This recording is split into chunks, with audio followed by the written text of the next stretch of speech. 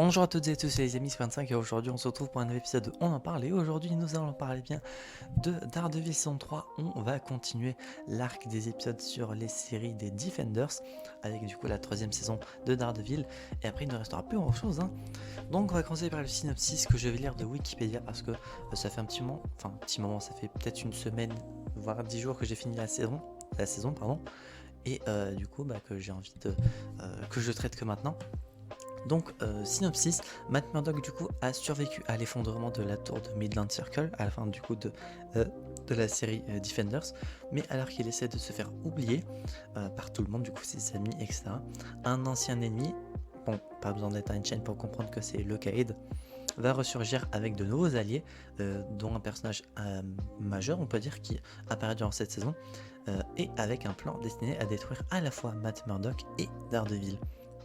Donc cette saison du coup est du coup composée de 13 épisodes, classic shit j'ai envie de dire. Saison du coup qui est assez sympa, on en apprend beaucoup sur Matt, vraiment Matt et pas Daredevil. Donc ça fait que on découvre plus de choses de sa vie, on en apprend vraiment pas mal de choses sur lui. Les personnages tels que Foggy ou Karen sont développés, il y a un épisode dédié à Karen, on en apprend beaucoup plus sur la famille de Foggy également, du coup chacun des trois persos majeurs on peut dire du côté des protagonistes sont développés. Sinon, du côté antagoniste, il y a le retour du coup de Vanessa avec le Caïd. Le Caïd qui est un petit peu développé encore durant cette saison, du coup c'est assez sympa. Les pensées du coup de Matt, personnellement au début j'accrochais pas vraiment, petit point négatif sur ce point là. Enfin, point négatif c'est juste mon opinion à moi. Parce que je le trouvais vraiment chiant à vouloir se la jouer solo et à croire que il est tout seul dans la merde, mais finalement non. Sinon, que dire de plus, la saison en point positif est très agréable à regarder. À certains moments, je me suis même fait des petites séances de 2 épisodes, voire est-ce que je me suis fait une séance de 3 épisodes? C'est possible, je sais plus. Mais voilà, d'habitude je regarde un épisode par soir, comme ça je peux regarder d'autres trucs à côté. Mais des fois, je me suis déter à regarder 2 épisodes s'il y en a un qui dure pas trop longtemps, ou 3 si vraiment pour la fin de la saison, parce que je voulais vraiment connaître la fin de la saison. Du coup, c'est un assez bon point sur ce côté-là. Point négatif, du coup, le personnage de Dex, du coup, un nouveau personnage qui a été introduit durant cette saison. Bon, j'avais pas forcément les références de son background, du coup, au début, j'ai pas vraiment capté qui c'était. C'est que quand j'ai fait une recherche Google que j'ai capté qui c'était, parce que sinon je ne savais pas qui c'était.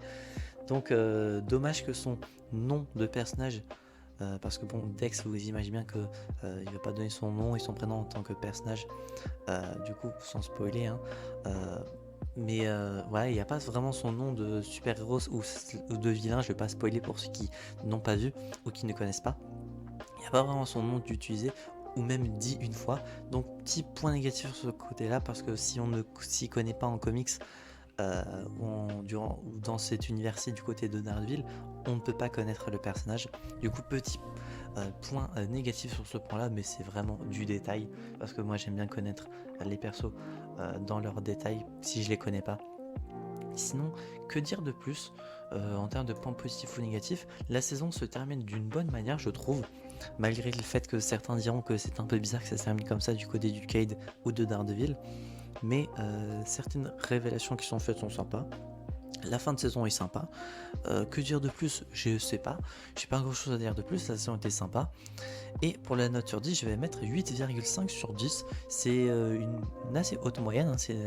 Alors, ce que je vois, c'est du même niveau que Luke Cage saison 1, que les Defenders, que Punisher saison 1. C'est légèrement en dessous que Jessica Jones saison 2.